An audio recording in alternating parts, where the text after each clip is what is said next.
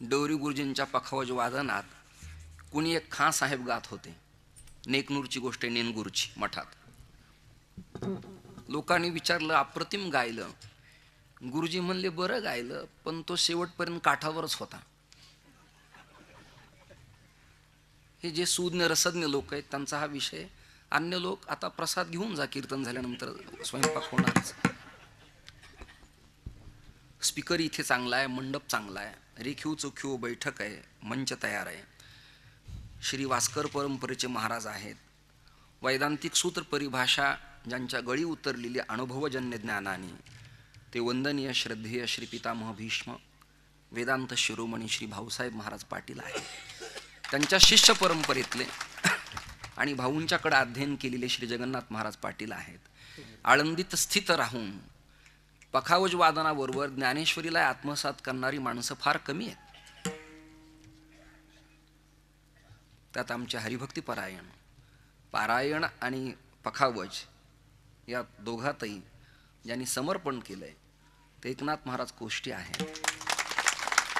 ज्यांच्या स्वरानं या सभेला, कीर्तन मंडपाला वेळ लागावं असे गाण्याकरता कोणी सामान्य माणसं नाहीतच ते मुळात.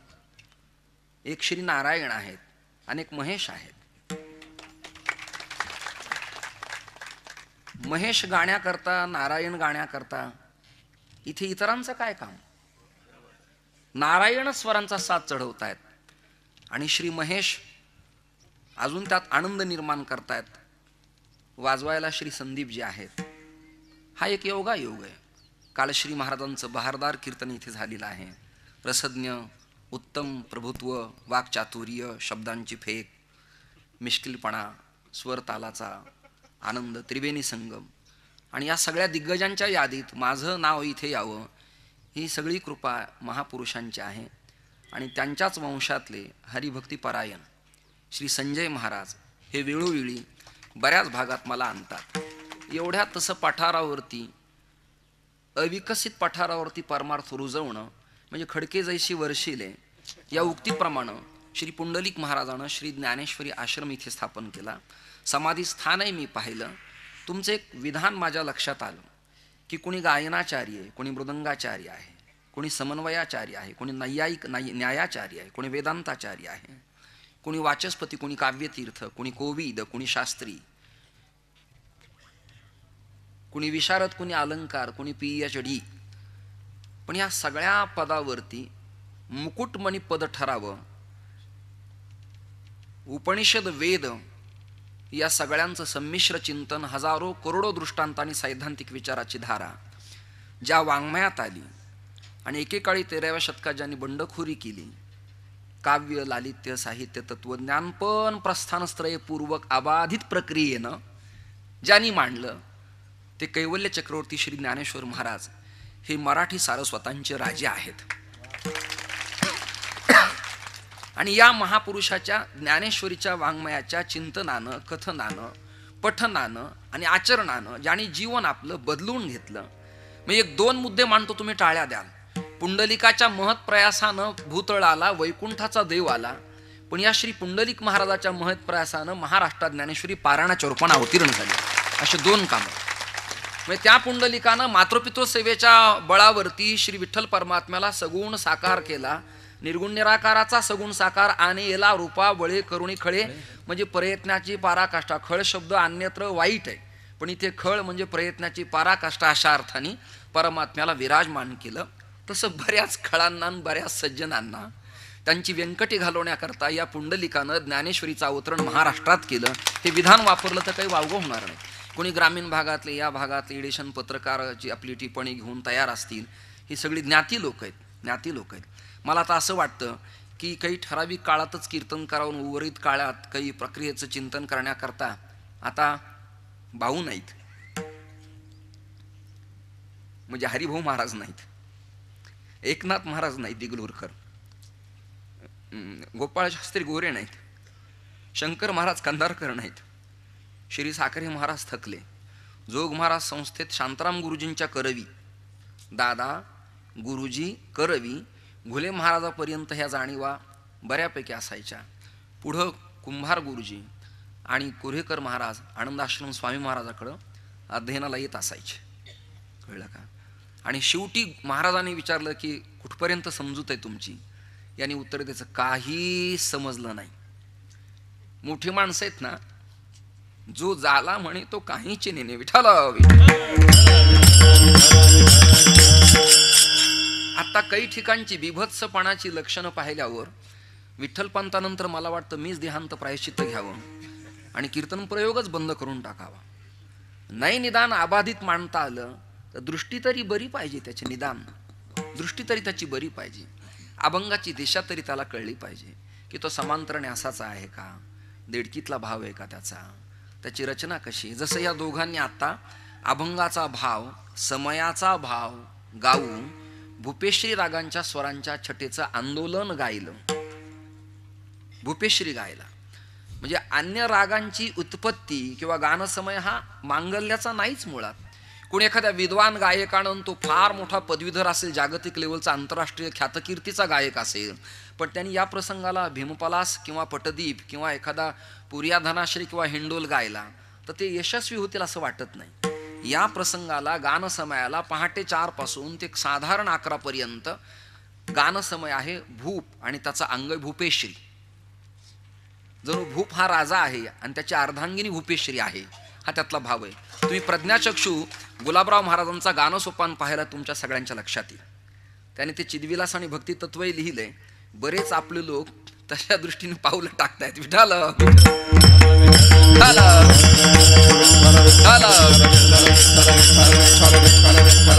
काय झालं पाटील महाराज, त्या आळंदीला कुणी संस्थेच्या काळात किंवा आधीच्या काळात कुणी शर्मा नावाची एक महात्मा आले आणि ते मुळात विशिष्टायवदी अद्वैती रामानुज होते आणि त्यांच्या सगळ्यांचा पाठाचा, त्या रामानुज वेदांताचा इफेक्ट बऱ्याच आपल्यातल्या सज्जनावरती झाला.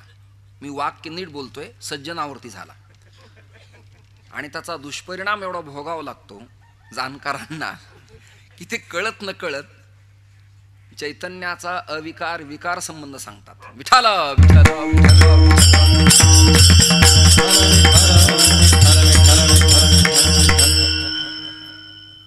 काय त्यांचं असं म्हणणं आहे, बीज पेरल्यावर ते संपल्या जातं का उदय पावतं, ज्ञानोबाराची उभी आहे.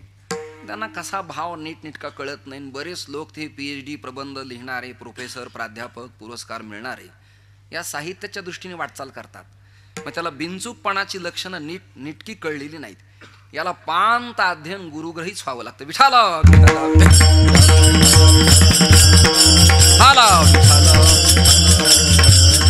आणि संकल्प करत असताना अनुष्ठानपूर्वक ज्ञानेश्वरी समाजासमोर मांडली.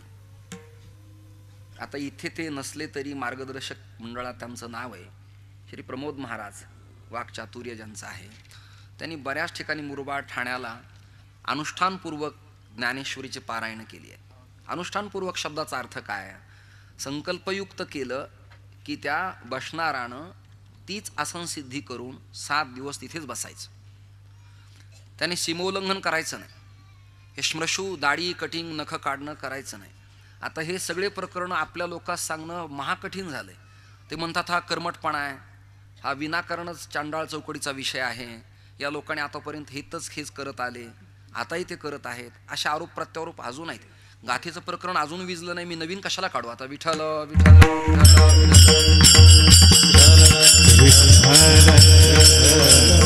त्यामुळे अनुष्ठानन, संकल्पन, कंकण बांधणं, तिलक करणं, आसन सिद्ध करणं, अनुष्ठानपूर्वक पारायण करणं अशी मंडळी खूप कमी आहे. अक्षरशः गाथा ज्ञानेश्वरी विटावर विट, दगडावर दगड रचावेत असे लोक कुठेतरी एका मंडपाच्या कोपऱ्यात त्याशी मांडून देतात. आणि प्रवचन, कीर्तन, व्याख्यान, पारायण संपत आल्यावर आता विश्वात्मके देवे ही जी प्रार्थना व्यापक, त्यांना वाटतं बहुतेक ज्ञानेश्वरी बांधायचाच हा मंत्र आहे की काय, कोणास ठाऊक आहे. बरेच जे सज्जन आहेत ना, त्यांचं असं मत आहे की ही जी ज्ञानेश्वरी बांधण्याचाच कदाचित ओवी प्रकार असावा. आता विश्वात्मके देवे येणे वाग यज्ञ तोषावे, तोषोणी मज द्यावे पसा येदा नाही. श्री जगन्नाथ महाराज पाटील एक श्लोक मी वाचलाय. कदाचित चुकत असेल तर दुरुस्ती आपण त्याची नीटनेटकी करा. रहस्व दीर्घात कदाचित चूक होऊ शकते. तो श्लोक असा आहे, तैलाद रक्षेत जलाद रक्षेत रक्षेत क्षिथिल बंधनात मूर्ख हस्तेन दातव्यम एवं वदती ग्रंथ हा वा पुस्तका. ते ग्रंथ पुस्तक आपला भाव सांगतात की मूर्खांच्या हस्ते हातात मला प्रदान करू नका. तरी लोक आपण कोणालाही देऊन गौरव करतो. माऊली आपल्या घरोघरी, तुकोबाराय आपल्या घरोघरी, या संकल्पना चांगल्यात, पण तो जर अनाधिकारी असेल, मादक पदार्थ सेवन करत असेल, नको ते खात असेल, एकादशीचा त्याचा स्वप्नातही कधी संबंध येत नसेल, गुप्पीचंदन कुणी लावलं उरलेलं बोट जर तो मागे पुढे पुसत असेल, तर त्याला ती ज्ञानेश्वरी देण्यात काय अर्थ.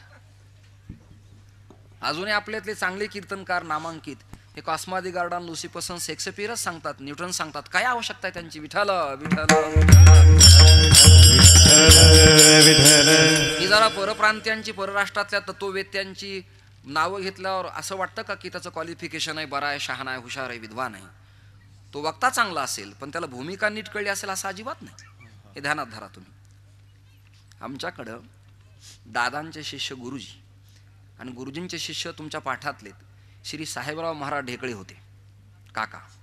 आणि ते अभंग पहिलं मिरूची शिखरी, सत्पदते ब्रह्म चितपदते माया, अशी रचना ती ऐकायला मिळायची.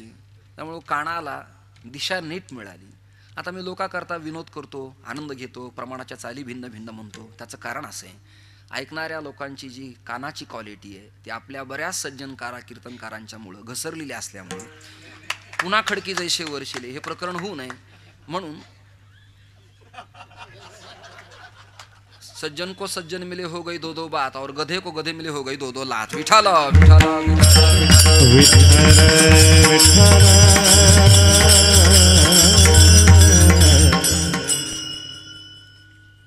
आज हे फुलाचं कीर्तन आहे.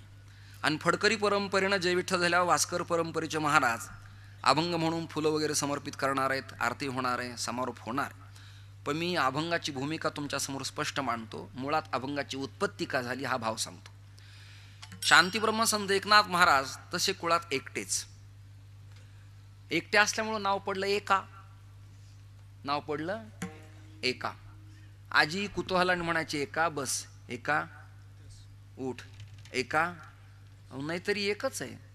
एका बायकोने एका नवऱ्याला सांगितलं आंबे घेऊन या. आणि पुन्हा आल्यावर विचारलं किती आणले. तो म्हणला डझन आणले. अहो डझन म्हणजे किती? 12. मला मोजून दाखवा, मला मोजून दाखवा. मग त्याने सुरुवात केली. 1, दुसरा 2. उचलताना आंबा एक आहे का? आंबे 2 आहेत. आणि केले यांनी. असे बरेच मूळ माणसं आहेत. विठ्ठल विठ्ठल.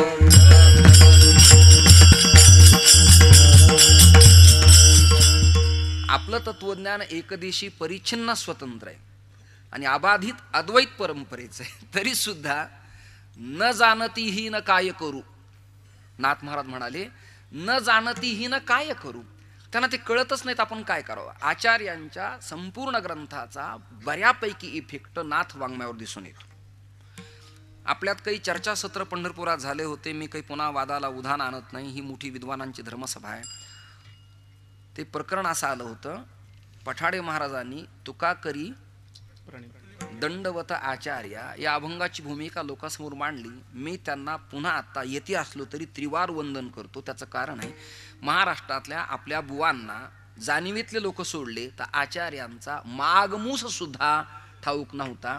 म्हणून पठाडे महाराजांची महाराष्ट्रावर चांगले उपकार आहे. ती व्यक्ती समोर असावी नसावी असं काही नाही.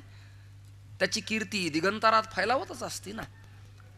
वाऱ्या हाती मापच आले सज्जनाचे या उक्तीप्रमाणे किंवा गेले दिगंबर. तर पंढरपुरात एक मीटिंग झाली काही महात्म्यांची, मोठ्या अभ्यासकांची, पुरोगामी परिवर्तनवादी म्हणणारे जे आपल्यातले ते. दिसायला बुवा, असायला गंध, म्हणायला कीर्तनकार, जगायला संप्रदायात पण प्रचंड विरोधी अशा बऱ्याच लोकांची बैठक झाली. मोठी बैठक झाली. आणि त्यांनी वाद असा घातला की तुकाराम महाराजाला आचार्याला दंडवत करायचं नाही. मग त्यांनी भाव असा सांगितला आचर्या. ज्यांचं आचरण चांगलं आहे त्यांना महाराज वंदन करतात. मग शंकराचार्यांचं आचरण चांगलं नव्हतं तरी सुद्धा असाही भाव लावला तरी आणि दुसरा भाव लावला तर आचिचिनोतीच्या शास्त्रार्थम आचरे स्थापयत्यती स्वयमप्याचरे द्यस्तु स आचार्य इति स्मृत. हे विधान आपल्याला मोडता येईल का? ज्यांच्या आचरणानं समाज आचारवाण होतो त्यांना टाळता येईल का? म्हणून भाष्यकारा ते वाट पुसतू, इथे आचार्याला चांगली निर्देश आहे. विठाला विठाला विठाला विठाला विठाला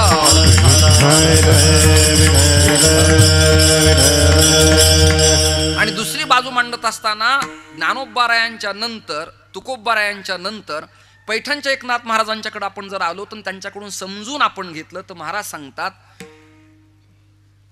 आता वंदू शंकरू, वर्तमान कालवाचक, आता वंदू शंकरू, जो ग्रंथार्थ विवेक चतुरू, सांडूनी कर्मठतेचा विचारू, प्रज्ञाधीन करू प्रकटाला. विठाला विठाला विठाला.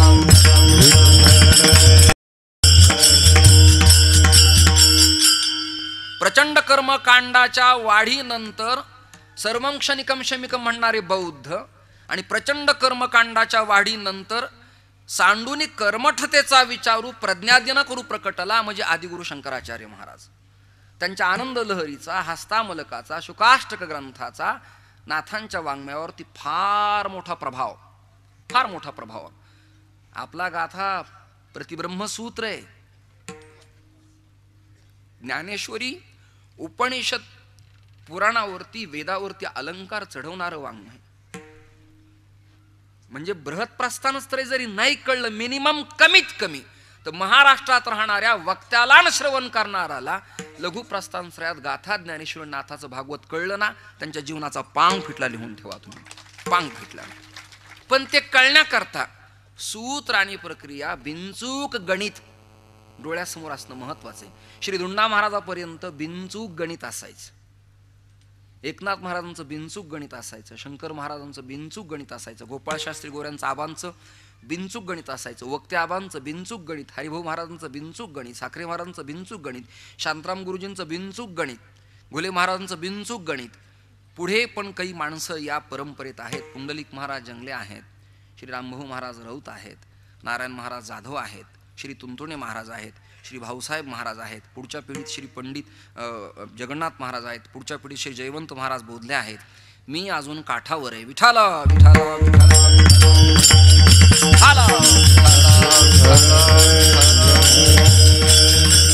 श्री पंडित महाराज आहेत आळंदीला. या लोकांना त्याच्या जाणीव आहेत. याचा अर्थ बाकी कुणी बरे नाहीत असं माझं म्हणणं अजिबात नाही. ते त्या त्या परंपरेनं, त्या त्या स्वरूपानं मोठी माणसं आहेत, या तिळमात्र शंका नाही. पण किराणा घराणं, दिल्ली बाज, बनारस घराणं, पतियाला घराणं, यात फरक आहेत की नाही काही? पलुसकरांची पद्धती, भातखंडे परंपरा, फरक आहे की नाही? भास्करबाबा बखल्यांचं गाणं, बालगंधर्वांचं गाणं, श्री जितेंद्राभिषेकींचं गाणं, राजन शाजन मिश्रांचं गाणं, डागरबंधूंचं मांडणं, घोरपडकरांचा पखावज, नानासाहेब पानस्यांची घराणं परंपरा, भवानी शंकरांचा पखावज. पखावज पखवाजच आहे, पण फरक आहे की नाही? विठाला विठाला जाऊ द्या. फार मोठ्या फांद्या फुटतायत. श्री नाथ महाराज एकटेच आणि आजीने म्हणायचं, एका उठ, एका बैस, एका जेवण कर, एका पारायण कर. पारायण कशाचं? ज्ञानेश्वरीचं. एका पारायण कर अमृत अनुभवाचं, एका उठ उपनिषद पहा, एका उठ जरा ब्रह्मसूत्र काढवा. तर ही घराणं विद्वानाचंही, वैदिकाचंही, श्रीमंताचंही, संतांचंही. अशा 4 गोष्टी मांडल्या तुमच्या समोर मी. आजही त्यांची संपत्ती आपल्याला दिसून येते. नाथांच्याकडं थुंकायच्या पिकदाण्या चांदीच्या 18 होत्या, थुंकायच्या. हे डोरलेन फक्त पैंजन घालणाऱ्या स्त्रियांना आणि 5 ग्रामची अंगठी घालणाऱ्या मुकादमांना कळावं. थुंकायची पिकदाणी 18 होत्या नाथांच्याकडं. या वाड्यातून त्या वाड्यात गेले की बसल्या बसल्या थुंकत असायचे. एवढं ऐश्वर होतं. ब्रह्मांडाचा नायक ज्यांच्या द्वारात पाणी भरतो, मोरोपंतांची आर्या मोठी सुंदर आहे. श्री एकनाथ सदनी माधवजी सर्व कामे करीतो, स्वकरे चंदन घासी, कावडीने पाणी ज्या घरी भरितो. कावडीने पाणी ज्या घरी चक्र पाणी वाहे, कावडीने पाणी ज्या घरी चक्र पाणी वाहे, कावडीने पाणी ज्या घरी चक्र पाणी वाहे. हा भजन करा. कावडीने पाणी जागरी चक्र पाणी वाहे. अनन्य भक्ती भावे निळावंदितांचे पाय. टाळकरी भजन म्हणा. अनन्य भक्ती भाव निळावंदिताचे पाय. अनन्य भक्ती भावे निळावंदितांचे पाय. भक्ती भाव निळावंदिताचे पाय. ओ वाळू आरती स्वामी एकनाथा. ओ वाळू आरती स्वामी एकनाथा. आरती स्वामी एकनाथा. आरती स्वामी एकनाथा.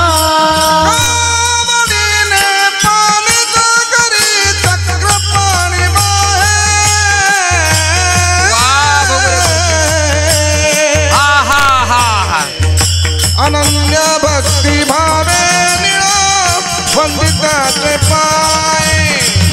अनन्य भक्ती भावे निळावंदिताचे पाय. कावडीने पाणी जागरी म्हणा म्हणा म्हणा.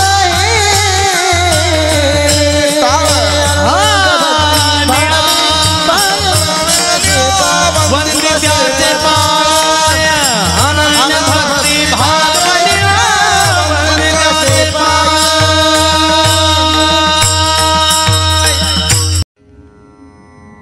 गोष्टी महाराज हे यूट्यूब चॅनल आजच सबस्क्राईब करा. बेल आयकॉनवर क्लिक करा.